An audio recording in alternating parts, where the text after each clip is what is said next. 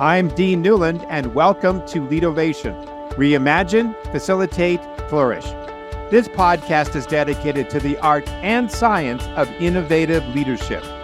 Through insightful interviews with industry experts, I bring you cutting-edge strategies and experiences of innovative leadership, helping you think differently, act strategically, and achieve remarkable results.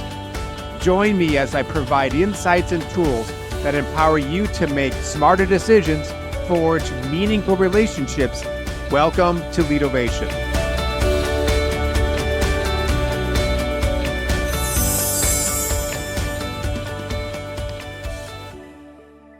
Six in 10 adults in the United States live with at least one chronic disease, and 4 in 10 manage 2 or more. For those over 60, the numbers are even more sobering. 95% face at least one chronic impairment, and 80% juggle 2 or more. 70% of adults are overweight or obese, and 1 in 5 struggles with chronic pain. Nearly a quarter face some form of mental illness, and millions suffer from a condition like sleep apnea that quietly erode their health. This isn't just about numbers. It's about a culture of stress and burnout and disconnection that too many of us accept as normal. And while these issues show up differently around the world, they carry the same weight, a relentless pursuit to perform, succeed, and keep going at any cost. My guest today, Neelam Harjani, knows this story firsthand. After starting her career as an investment banker in Hong Kong, she hit a wall of burnout, chronic pain, and exhaustion.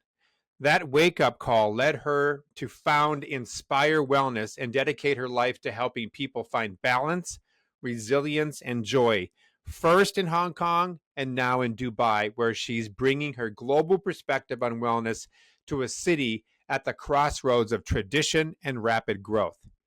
In our conversation, we explore what wellness really means beyond quick fixes, how culture and economics shape our health, and why reconnecting with our natural state, our presence, our breath, our sense of community, may be the most powerful antidote to modern stress. If you've ever felt the grind, the exhaustion, or the pressure of not enough, this conversation is for you. Stay with us and let's discover how to move from survival to truly thriving. This is the Leadovation Podcast. I'm Dean Newland. Let's dive in. So Neelam, it's great to have you on the show. I know it's not quite late in Dubai, but it's probably dark in your part of the world. So thanks to you for extending your day to be on this show. It's a pleasure. Yeah, I'm really curious about. When I first talked about your sweet spot is around wellness, and I want to go global first. You've spent some time here in Dubai now. You've also spent time, I think, before, if you may correct me if I'm wrong, over in Hong Kong. So you see a different perspective on this topic of wellness. Yeah. And I think, in the United States, we've become somewhat myopic and we have blind spots around what does the rest of the world experience because we're so fixated on our own experience. Mm-hmm. And I know like in the United States, we've got a real health issue. I was just pulling up some stuff.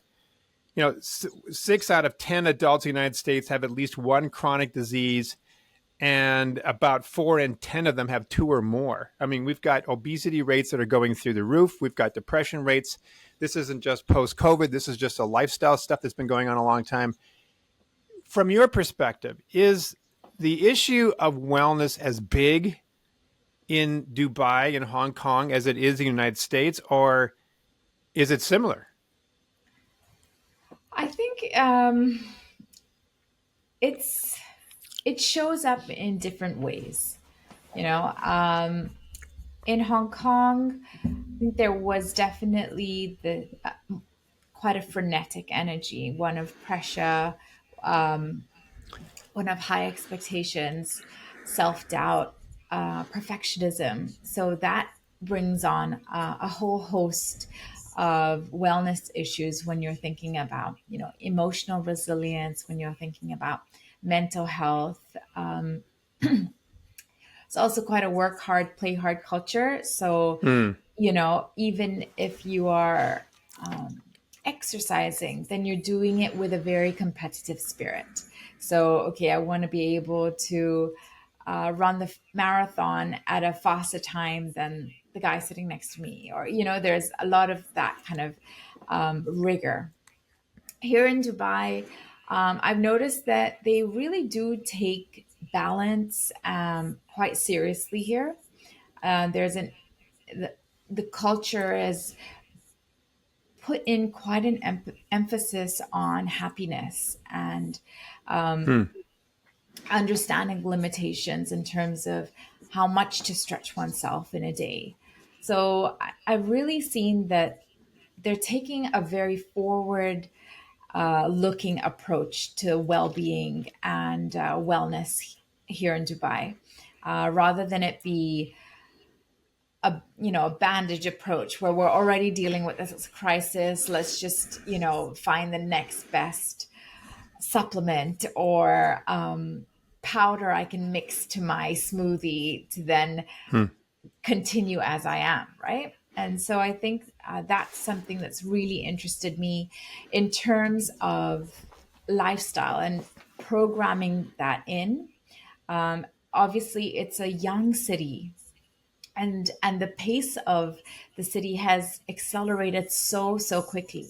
So I can start to already see that frenetic energy seeping in, and so I'm really here to bring about that sense of moderation and how we can sustain what works and then also upskill in terms of keeping up with the development in this region. So it sounds like there is a connection between this frenetic, stress inducing energy that you just referenced that's beginning to take shape in Dubai, and you definitely noticed in Hong Kong, and economic progress. Is there that connection? Like, if you were to find any country in the world that is doing well economically, is there a coefficient of stress that goes with it, or is this more cultural?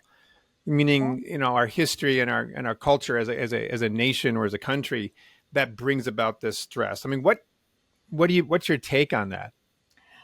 I think, you know, capitalism comes with stress, and the more commercialized a place is, the more insulated it is in terms of that hustle culture.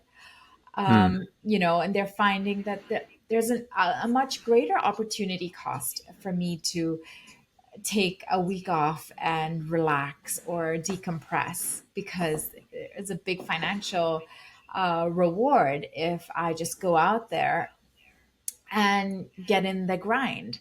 So I think that's the influx that we're seeing now. And that's really that inflection point of, okay, how do I ensure that I don't burn out? And that's definitely what I've seen with clients, being in wellness for 14 years in Hong Kong and having the business still run there. That burnout and that feeling of pressure, pressure where it's self induced, but also, of course, there's a connection financially around it too. Because as these cities are having these capital injections, things are getting more expensive too, right? So then Hmm. there's another layer of financial pressure that may be there, whereas before, when life was calmer and simpler, it was also less expensive. Hmm. It's interesting. I've had a couple of experiences in both Hong Kong and in Dubai, and it doesn't exactly pair up with what you just said, but maybe it does. I don't know. I remember with Dubai, I remember talking to some people, and they said, "Oh yeah, you come into Dubai if you're not from here, and you stay here to make money. This is the place to really make money because the taxes are so low or non-existent." I also heard a rumor, tell me if I was right, that if you came in to this country and you got a work visa, that you had to have a fairly rigorous physical, and that if you had some issues, maybe some severe issues, you were denied that visa because they didn't necessarily want to absorb that healthcare issue that you would be bringing with you. Is that true still to this day, or was that a rumor that I heard that was misfounded? No, there is definitely a health check that is connected to your the status of your visa and whether or not Mm, it's accepted. So okay. I think they are quite aware of ensuring their population is of a healthy bracket, Understood. and Yeah. not spreading anything. Yeah. Well, I remember when my colleague and I were in Hong Kong a couple of times, we were just sitting out one day, having coffee, and we just sort of just watched the town go around us. And we both said, "What does this feel like to you?" And we both said, "This feels like joy."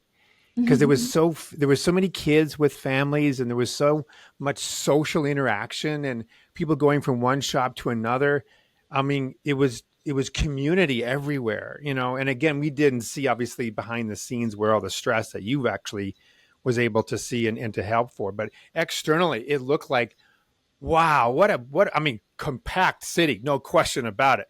But really wonderful people and really based on community. Is that still the case? Because it's been probably 8 years, 9 years since I've been to Hong Kong. Or has, because of the obviously there's some political changes that have happened in that country. I remember being there right when some of those student protests were taking place. The Chinese government was trying to take back control of local political process and so forth. But what's it like now? Is it still the way I describe it, or has things gotten more stressful? I think it's obviously there are different two sides of the coin, right? So Sure. you'll there is that background stress. It is a little bit, people are feeling quite pressurized, but inherently it's a culture of connection, of Hmm. family, and that dates back so many years, so many decades, in terms of just generationally how Hong Kong people have been brought up. Usually they're brought up by their grandparents, and their parents are out as the breadwinners. And so there's this beautiful cycle where every generation still has a role to play, rather than, oh, I'm obsolete in the workforce, and so I'm lacking purpose. And then there's this onset of perhaps depression or loneliness that we've seen in elderly populations. In Hong Kong, they're cycled back and with such a valuable placement in the domestic life. So there is Hmm. that beautiful connection and respect within community. So tell us about what you did in Hong Kong, and then why did you move to Dubai? What was that about? um, so I founded Inspire Wellness about 14 years ago in Hong Kong, and it was predominantly from my own personal experience. I um, went to school in London, came back as an investment banker, went into finance, burnt out very quickly. Was dealing with chronic lower back pain, was dealing with low energy, digestion was all over the place. And so I found my, second life, almost like, where I really was able to zone in and find a healing from natural holistic methodologies, through yoga, through meditation, through mindfulness. And I remember coming into the workplace in the bank and saying, why don't you try this? Why don't you try that? And that's really when people started to open up about their stress, about their anxiety, about substance abuse, where, okay, I'd rather just not think about it and enjoy happy hour and come back and feel numb and restart the next day, right? Hmm. And so I think that's really when my wellness coaching started to come into fruition, in a way where we were working not only on the physical level with, okay, holistic nutrition, but also what's happening emotionally, because culturally Hong Kong isn't one where there's um, a transparency. There's a lot of onus on holding things together, or at least having the facade that you've got things together. Hmm. And so vulnerability is a sign of weakness. And so allowing people to have an avenue where they can explore what's happening within them. What are they holding on to? What are they ready to let go of? And then choosing behaviors that support that intention. So Hmm. those who are dealing with, panic attacks, insomnia, um, high pressure that is self-imposed, and then also managing their energy in different ways. And then So why did you move to Dubai? so why did I move to Dubai? Yeah. I I really am so fascinated and so curious about the growing wellness tribe here in Dubai. Also being able to access the region, which is in a way I find that, Hong Kong had given me so much and given me so many tools, and in its peak stress and its peak economic kind of booms, what people were going through. And I felt like this is a toolkit that I can absolutely superimpose in an economy like Dubai, where they're going through exactly the same thing, where they're almost losing sight of the importance of community, of the importance of balance, because of the economic boom and because of the opportunities here.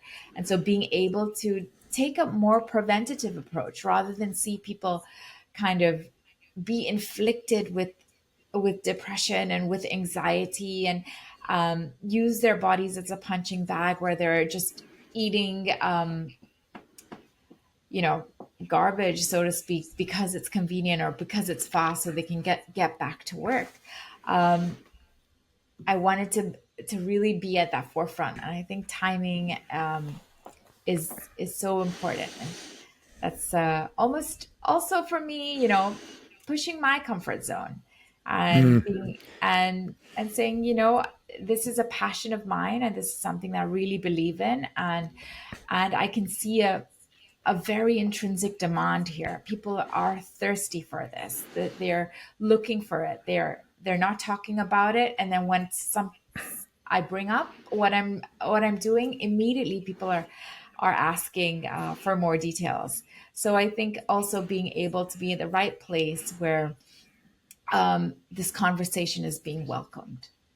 So are you saying that the wellness movement or the wellness mindset is in its infancy in Dubai versus, say, the United States or even Hong Kong that seemed to be more in tune and had been working on it for several years? What's your thoughts?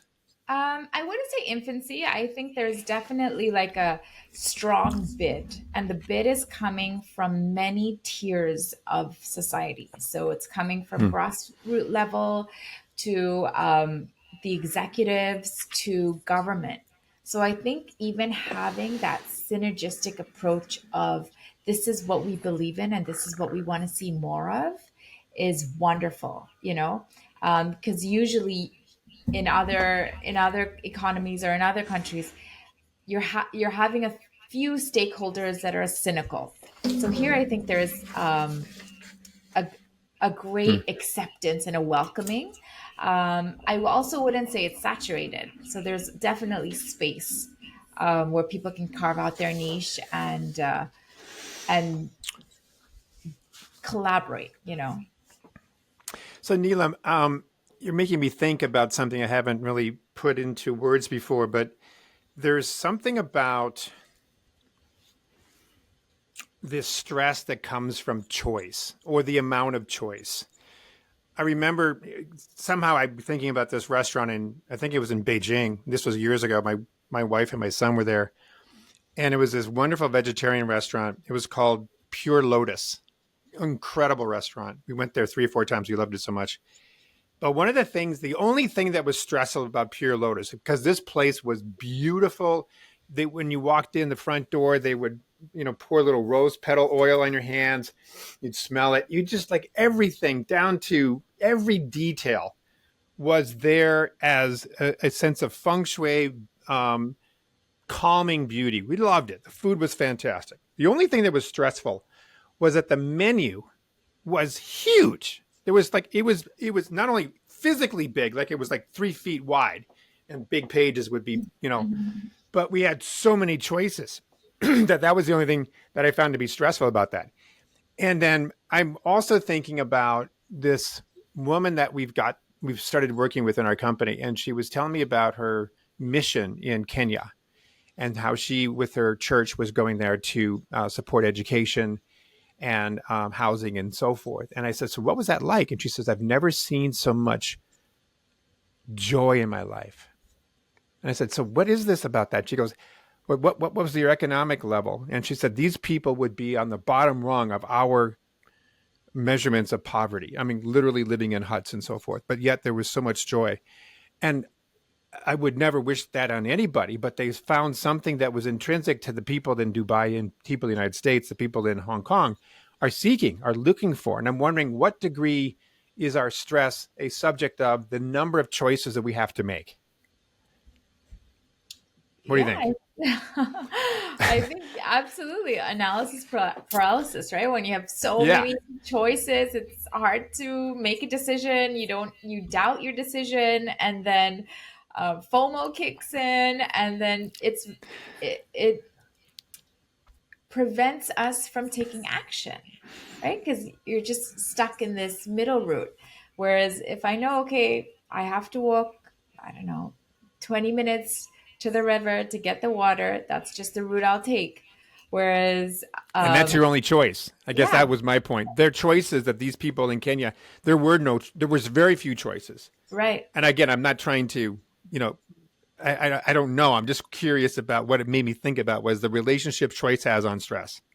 I think sometimes in that situation, there even with the World Happiness Index, it talks about, the importance of acceptance.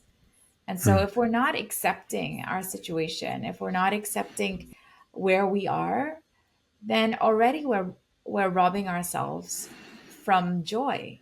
We're Because we're sitting in doubt, right? Or we're sitting in fear that, oh, what if I did that instead? Or I wish I was like this guy. He invested in this, and now look where he is, right? So I think in a way, coming back to simplicity is also coming back to our nature, which is joy. Our Hmm. nature coming in its essence is to really savor the small things in life, right? The cup of coffee, the sunrise. But when we're stressed, all of those small pleasures evaporate, and our only focus then becomes on this grand milestone that we've put in front of us. So we're always in the chase. And so when we're comparing ourselves, when we're um, putting the goalposts so far ahead, we're unable to savor the now. And happiness, joy is really in the present. You said something that made me think that what you're talking about with your work is to bring people back to themselves, bring them back home, back to their bodies, their breath, appreciation, their natural state is what I think I heard you say, something close to that. And that Absolutely. and I guess I would assume you would agree that moving forward in life, taking on goals, doing an adventure like moving to Dubai, right? That could be a little stressful, I suppose. Um, doesn't mean that you can't also be in your present. You could be in you, in the pursuit of these new things. So like they're not exclusive. You know, we can have Yeah. both. Yeah. And that's it, right? It's about that balance, because so much of the time we're living in our mind, right? We're living in our Hmm. thoughts, in our aspirations, in what's next. So finding that balance in what is, and being there and being present. And the body is so forgiving. We break a bone, we literally just set it in place and it heals. You're not transfusing anything to connect it again. So same with our internal sphere. I sit for a silence course once a year, if not twice a year, so that I can pause and so that I can come back to my nature and offer that forward too, because when we're connected to who we are, then we give license to the people around us to be free in who they are as well, rather than trying to superimpose through our achievements or the ego or all the things we feel make us important. It's a great sentiment. I was listening to somebody yesterday who was on this podcast, and he was telling me a statistic that said that our ability to focus has definitely been reduced. And when one could probably look to the internet and the speed of TikTok and all the other things that are training the brain to not focus. And his statistic said that a child has a 6.8-second attention span, whereas a goldfish has an 8.1% ability to stay focused. And so there's something about staying focused that is related to being in our body, that is related to being in our natural state. But if we're not focused, we can't keep our attention span going past 6.8 seconds. Then we're off in our head again, right? Then we're off planning the next thing, and we're now have that stress of part of me is not here, part of me wants you to be here, right? And Yeah. we have that internal friction that takes place. No, Yeah. absolutely. And I think it's also, you know, just the way the world has accelerated and changed, where we're hijacked by dopamine, right? So it's like, okay, Yeah. next short, okay, next notification.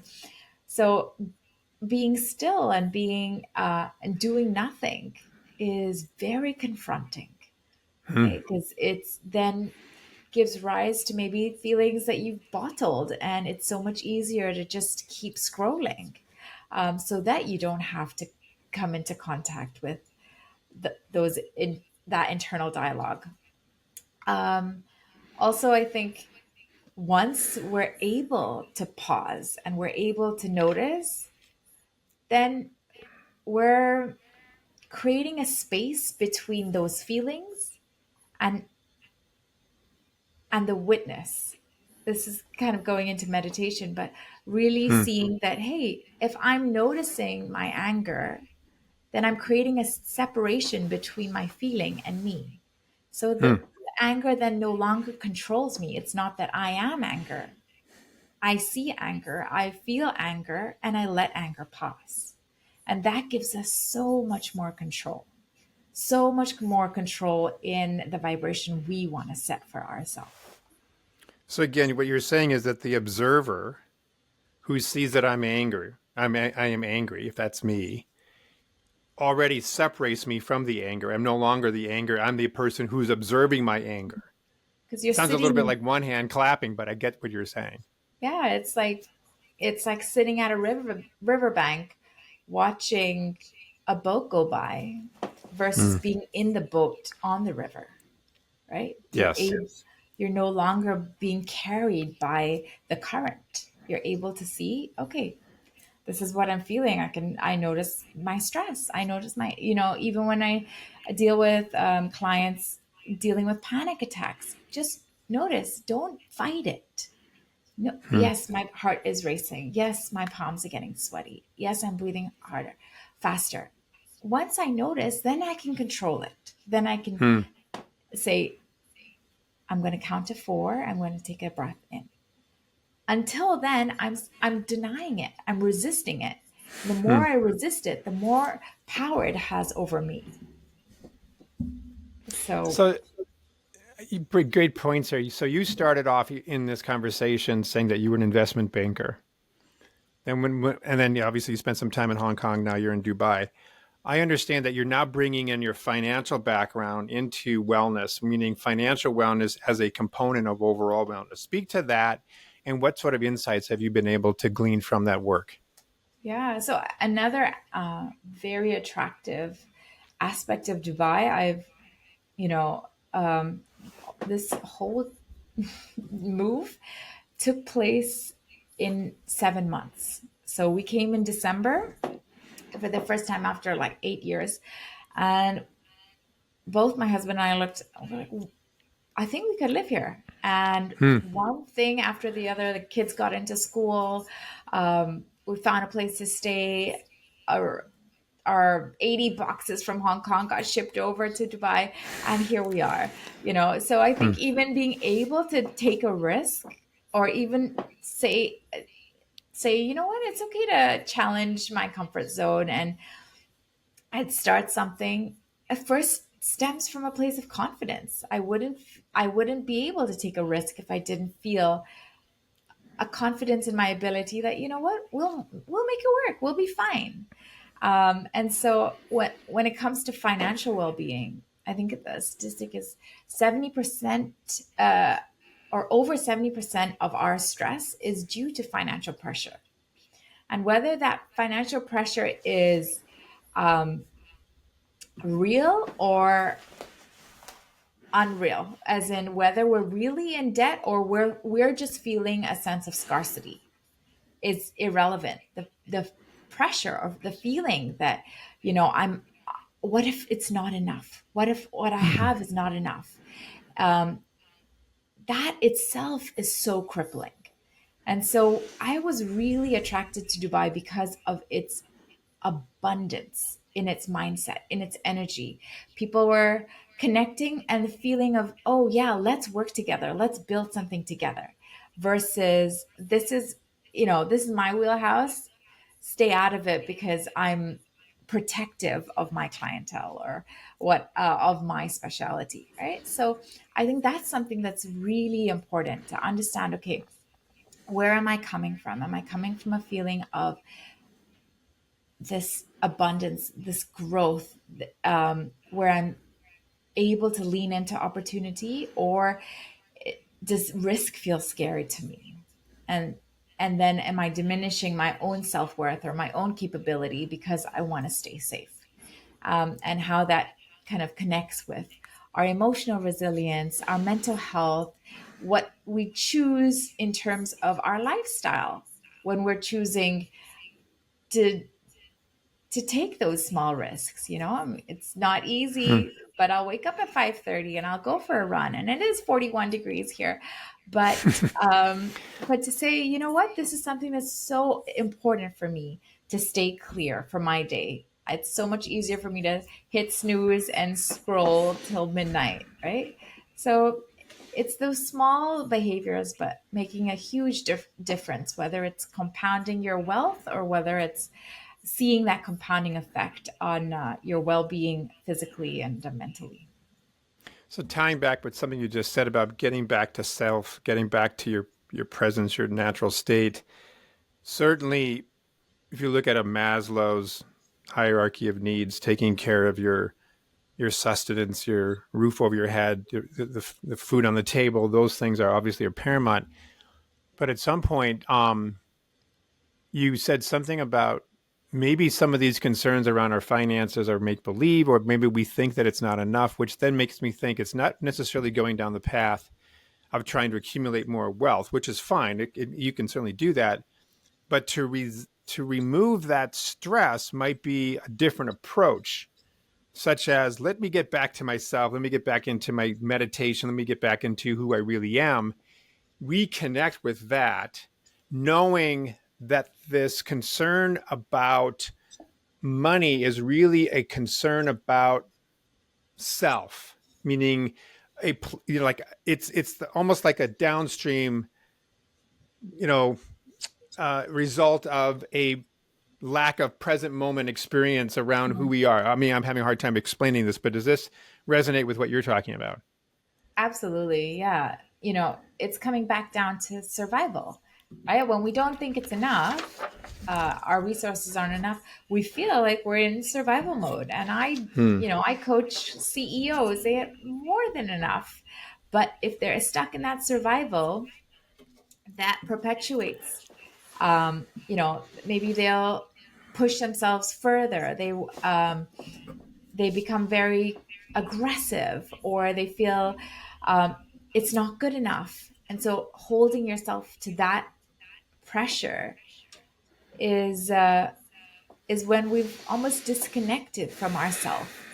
Because when we're really connected to ourselves, as I said, there's joy, but there's also this feeling of safety. Hmm. You know, when you pause and you're able to take notice of the simple things and realizing, I'm looked after, you feel that sense of safety. And I think that is a wellspring, especially when I'm talking to leadership around purpose. Only when we feel safe in who we are can we feel I'm going to value my contribution to others. It's good work. You're in a Mhm. good space. This is really good. Do you know much about blue zones? Yeah, very interested in blue zones. Yeah. We've gotten really involved with them lately, and I'm just absolutely in love with their approach and what they're all about. Not only from a population health perspective and the community base, but also bringing Blue Zones principles into primary care as a means Mm, of lifestyle medicine versus let's treat the disease, let's treat the lifestyle. Let's yes, help people, and it goes right into the area that you're talking about. I'm exactly. also thinking about a quote from a guy. I think his name was Jacob Needleman, and he said materialism. Of course, Dubai. If you've ever been to Dubai, people, it is like nothing you've ever seen before. It makes Las Vegas look like a shanty town. It is unbelievable. I can't go any further than just to say that. But Dubai is just unbelievable. But the materialism is a disease of the mind, starved for new ideas. Mm, And I thought about that, like what? Why am I? I don't know. I don't necessarily get into like retail therapy much, but there is a piece that sometimes goes like, yeah, but have I read a good book lately? mm, Have I yeah, sat with my own thoughts? Am I writing in my journal? And in some ways, if I were into retail therapy, and I'm not suggesting this for anybody else, this is just me, that maybe that hunger pang for filling something doesn't have to be purchased, but actually can be experienced by something that I'm doing for myself. absolutely. Or it's a void, right? We're trying to buy a feeling Yeah. that we can't Yeah. connect with within ourselves. I think Yuval Harari said that um, boredom is the seed to creativity. So Mm. allowing yourself to be bored then kind of opens up in terms of your creativity and your ideas that come through. But if we're too scared to be bored, if or Oh, yeah. and we're just distracting ourselves so much, or we're on to the next handbag or diamond ring, and as you said, Dubai it has a lot of bling, um, Oh, and that's also absolutely you hit the nail on the head in terms of my message that yes, maybe it gives you a dopamine hit going into a shopping mall and coming out with a handful of shopping bags. But what next? Right? right. Where do you find that unconditional joy? Where do you find that Yeah. feeling of contentment? Because so long as you're going out searching and seeking and trying to acquire, you're coming from a place of discontentment because right now I'm not good enough. I need something to forge in order to feel complete. My wife and I are 1 week away from today. Today is the 27th, I guess, of heading off to southern France for about 3 weeks. And we've never Wow. been to that side of France. We've been to the northern part, but another southern part. And I was talking to her about it recently. And I said, when we go on vacations, what often happens is that you have this experience, a lot of wonderful experiences. You're paying for experiences, right? Yeah. Restaurants and museums and all the other things that you do. And then you kind of go, oh man, that was so great. I got to bring that back, right? I want to Mm, bring Maui back. I want to bring Paris mm, back to my everyday life. And then, reality hits and there's a little bit of depression because now you're back to a grind. I'm thinking like, what if we were already before the trip experiencing what we hope the trip to provide us, which is mm, wonderful experiences, appreciation, spending time with each other, having yeah. a great conversation. appreciation for each other and everything else. What if we were to live that way now instead of waiting for the vacation to remind Mm, us of that? mm, And I just like, yeah. So then in a way, the vacation's already started, right? And life mm, should be that way anyway, right? Even if you are working, building businesses and raising kids. And I know it's easier said than done, but I think that I'm fascinated by the place that the vacation and the weekend has in our, at least the United States, mythology about what we expect these particular yeah. times on the calendar to provide us. Mm, Why not bring that in now? And why do we have language like hump day, which is Wednesday? Why do we feel that there's most, and it's true, suicides happen on a Monday versus a Friday afternoon? Like there's this mm, need for presence with ourselves, and yet we don't necessarily build a practice to do yeah. that. And Yeah. that's what you're all about. Exactly. Yeah. Basically, it's just creating those moments on a daily, to enjoy your own company. When Mm-hmm. you feel at ease and at peace with yourself, then no matter how bad the traffic is, there's something, like there's a reservoir to go back to. And so Yep. when we can start to cultivate that, that really surges so much of our capabilities come from there, and it's that state of wonder. So when I'll sit and I'll do my practice, it's a state of wonder. I wonder what will show up today, Mm-hmm. and being able to do that without anything external, it's it's like a gift that we've forgotten about. Yep. And you That's could great. see, and we're programmed with this. You could see kids, babies looking at their fingers and smiling at them. And all of a sudden, as we grow older, we think anything outside takes more importance, than our own personal presence. But really, our presence is the greatest gift we can give to the outside world. And it's so ironic you say that, because what does TikTok mostly, a lot of TikTok, a lot of videos, a lot of movies, we are experiencing other people having appreciation for the moment that we themselves are not experiencing. And by the fact that we're sort of a voyeur into that, Mm, it's so, yeah, we get the dopamine hit. I get that. We see the kid, we see the dog doing some funny things. We get to, but we also kind of hunger for it. yeah, But I'm also afraid to face myself, right? yeah, And all of those things. So this has been really, really great. I really appreciate what you do. Tell people how they can follow you, learn more about your company, and if you have any resources that you would love people to check out, what yeah, would they be? sure. Um, I have a book called Secrets to Live Stress Free. I can send you the link for that, and you can download it, absolutely for free. It's basically just the journey from, you know, burnout to bliss, and how Hmm. we work out from physical, mental, emotional, and then social well being Hmm. as well. You can find me on LinkedIn is probably the best network. So Neelam Harjani. My website is Inspire Wellness, and yeah, I'd love to stay in touch. I'm on Instagram, and Inspire Yoga is also a company that I founded in Hong Kong. And that's still up and running. Yeah, yeah, Yeah. Yeah. it's very much there. So we don't necessarily have to get on a 20-hour flight to come and participate in your No, work. We can actually do some of this online with the resources you just absolutely. shared. So Yeah. a lot of my coaching is online, so Got it. I work with clients all over the world. Fantastic. Well, thank you so much for your energy. You're just a delightful, sweet ray of joy, and it's so nice to see you.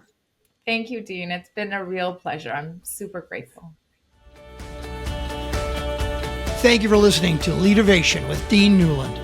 If you enjoyed the show, please subscribe, rate, and review on Apple Podcasts, Spotify, or wherever you get your podcasts. If you'd like to learn more about Dean or Mission Facilitators Leadership, go to mfileadership.com. That's mfileadership.com, or check the show notes. Reimagine, facilitate, flourish. Transform your leadership success with Leadovation.